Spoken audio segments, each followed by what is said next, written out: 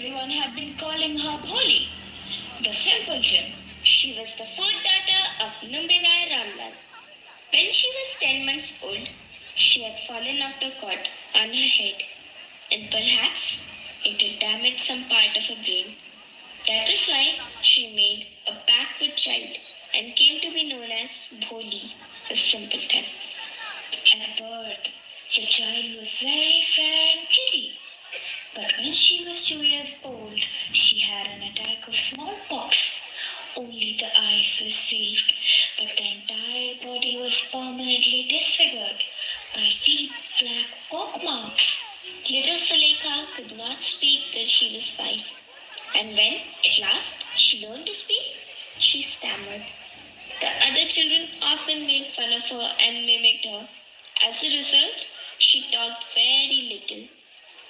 Ramlal had 7 children, 3 sons and 4 daughters, and the youngest of them was Bholu. It was a prosperous farmer's household, and there was plenty to eat and drink. All the children, except Bholi, were healthy and strong. The sons had been sent to the city to study in schools and later in colleges. Of the daughters, Radha, the eldest, had already been married. The second daughter, Mamla's marriage, had also been settled. And when that was done, Ramlal would think of the third, Champa. They were good-looking, healthy girls, and it was not difficult to find bridegrooms for them. But Ramlal was worried about Bholi. She had neither good looks nor intelligence. Bholi was just 7 years old when Mangla was married. The same year, a primary school for girls was opened in the village. The Tehsildar Sahib came to perform its opening ceremony.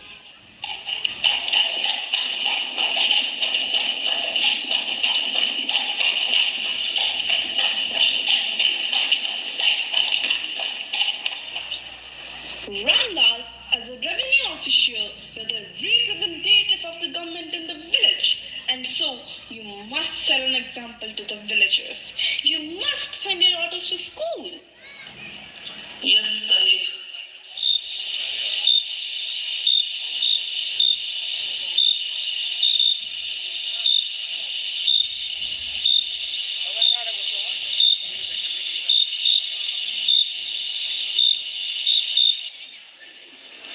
Mala, Tahsildar Sahib ordered me to send our daughters to school. I am the head of the village and government representative. What I will do, people will follow me. I am the role model for the village. Are you crazy?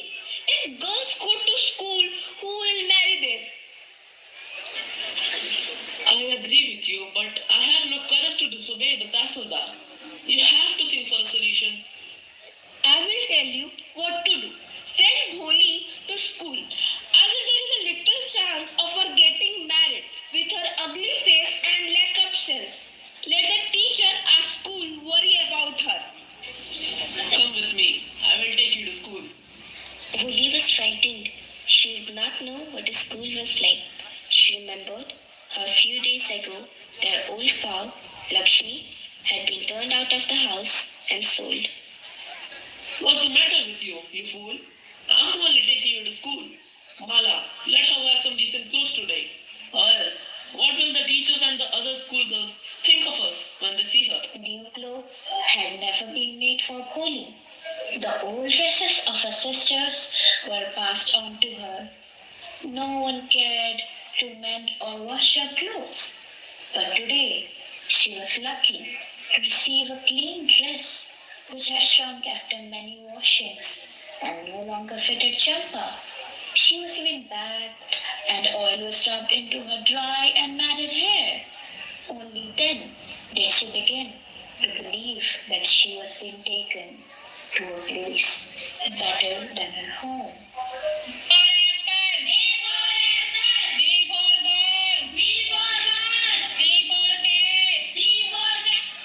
When they reached the school, the children were already in their classrooms. Ramlal handed over his daughter to the headmistress. Left alone, the poor girl looked about her with fear-laden eyes. several other rooms, and in each room, girls like her squatted on mats, reading from books or writing on slates. The headmistress asked Bholi to sit down in a corner in one of the classrooms. Bholi did not know what exactly a school was like and what happened there, but she was glad to find so many girls, almost of her own age, present there. She hoped that one of these girls might become her friend. The lady teacher who was in the class was saying something to the girls, but Bholi could understand nothing. She looked at the pictures on the wall. The colors fascinated her. The horse was brown, just like the horse on which the Tehsildar had came to visit their village. The goat was black, just like the goat of their neighbor. The parrot was green, just like the parrot she had seen in the mango orchard. And the cow was just like their Lakshmi. And suddenly, Bholi noticed that the teacher was standing by her side, smiling at her. What's your name, little one? Bo, bo, bo.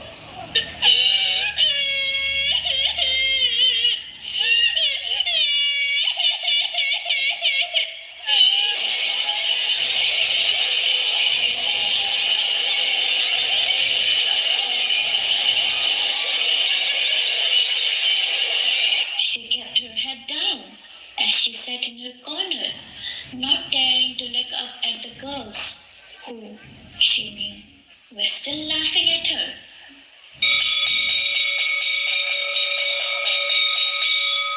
All the girls scurried out of the classroom, but Bholi dared not leave her corner. Her head was still lowered. She kept on sobbing. The teacher's voice was so soft and soothing. In all her life, she had never been called like that.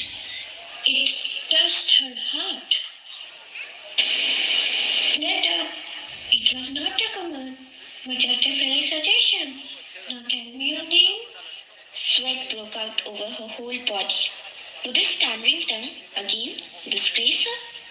For the sake of this kind woman, however, she decided to make an effort. She had such a soothing voice. She would not laugh at her. Bo, bo, bo. Well done, well done. Come on, now the full name. Bo, bo, bo, Boli. Well done. But prefer, all of your heart, will be able to speak like everyone else. Bholi looked up as if to ask, really? Yes. It will be very easy. You just come to school every day. Will you come? No. Say it aloud. Yes. Didn't I tell you? Now take this book. In 1 month, you'll be able to read this book. Then I will give you a bigger book, then a still bigger one. In time, you'll be more learned than anyone else in the village. Then no one will ever be able to laugh at you. People will listen to you with respect and be able to speak without the slightest stammer. Understand? Now go home and come back early tomorrow morning. Bholi felt as if suddenly all the bells in the village temple were ringing, and the trees in front of the schoolhouse had blossomed into big red flowers. Her heart was throbbing with a new hope and a new life.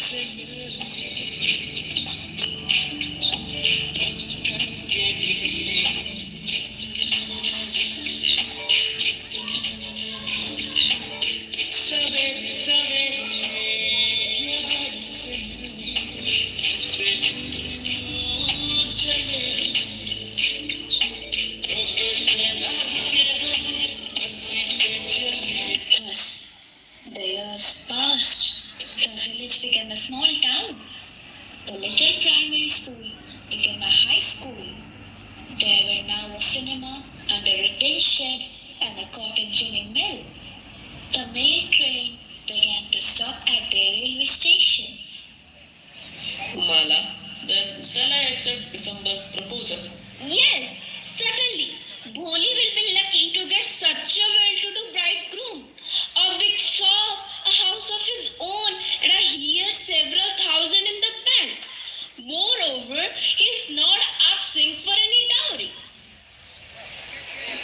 That's right, but he's not so young, almost the same age as I am. And he also lives. Moreover, the children from his first wife are quite grown up. So what does it matter? 45 or 50? It is no great age for a man. We are lucky that he is from another village and doesn't know about her pockmarks and her lack of sense. If we don't accept this proposal, she may remain unmarried all her life. Yes, but I wonder what Foley will say. What will that witless one say? She's like a dumb cow. Maybe you are right. On the other corner of the courtyard, Polly lay awake on her cot, listening to her parents' whispered conversation.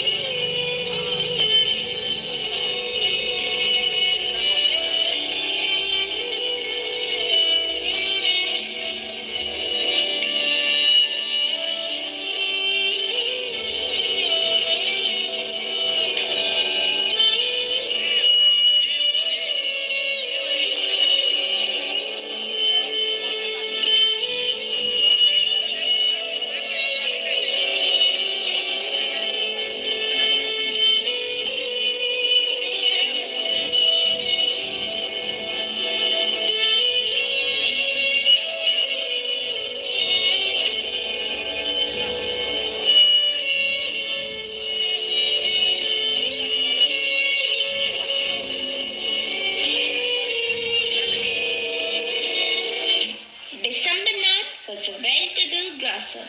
He came with a big party of friends and relations with him for the wedding. A brass band playing a popular tune from an Indian film headed the procession. With the bridegroom riding a decorated horse, Ramlal was overjoyed to see such pomp and splendor. He had never dreamt that his fourth daughter would have such a grand wedding. Bholi's elder sisters, who had come for the occasion, were envious of her luck.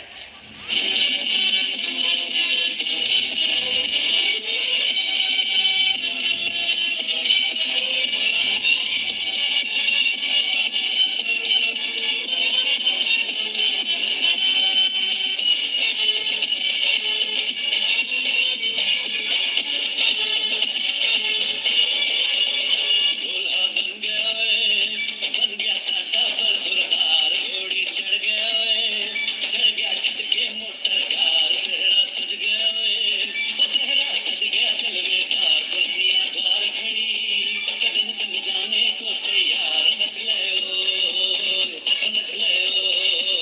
ओ यारा हो मित्रा हो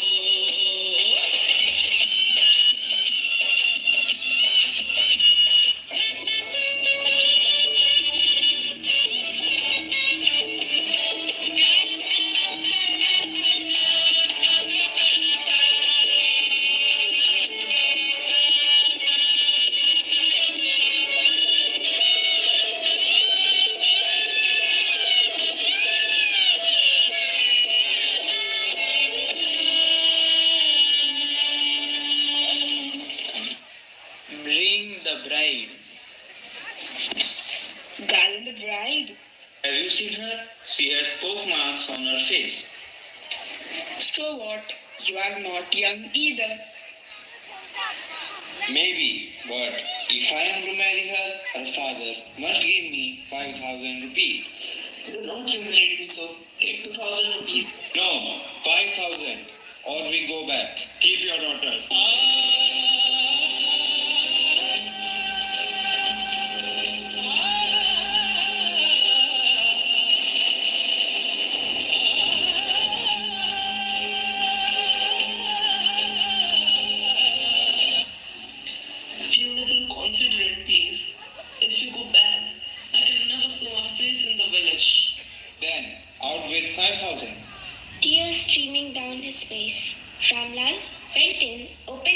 wife counted the notes, he placed the bundle at the bridegroom's feet.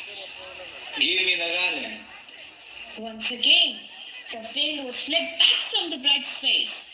But this time, her eyes were not downcast. She was looking up, looking straight at her prospective husband.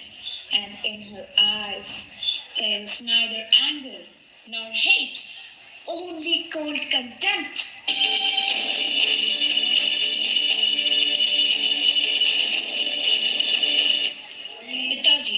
Pitaji, take back your money.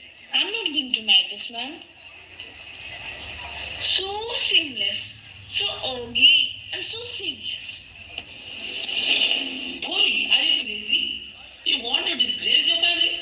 Have some regard for our Izzat. For the sake of your izzat, I was willing to marry this lame old man. But I will not have such a mean, greedy, and contemptible coward as my husband. I won't, I won't, I won't. What a shameless girl! We all thought she was a harmless dumb cow. Yes, auntie, you're right. You all thought I was a dumb-driven cow. That's why you wanted to hand me over to this heartless creature. But now the dumb cow, the stammering fool, is speaking. Do you want to hear more? But what about you? No one will ever marry you now. What shall we do with you?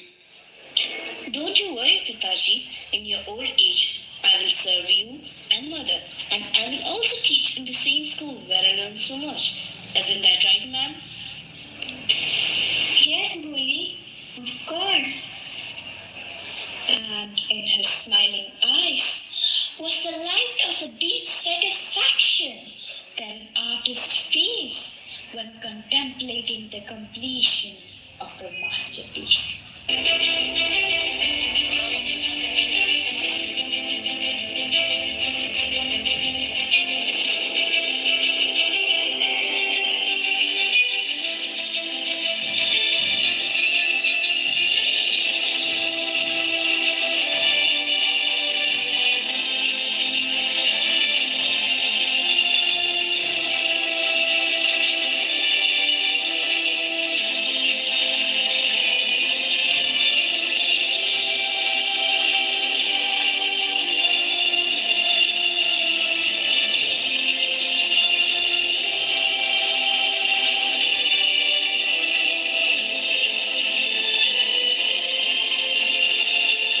Only through education, Bholi was able to break free from the constraints of her society and become a confident and empowered woman. Her story served as a powerful reminder of the transformative power of education, especially for those who are marginalized and are always discriminated and oppressed. The teacher asked Polly, Sophia,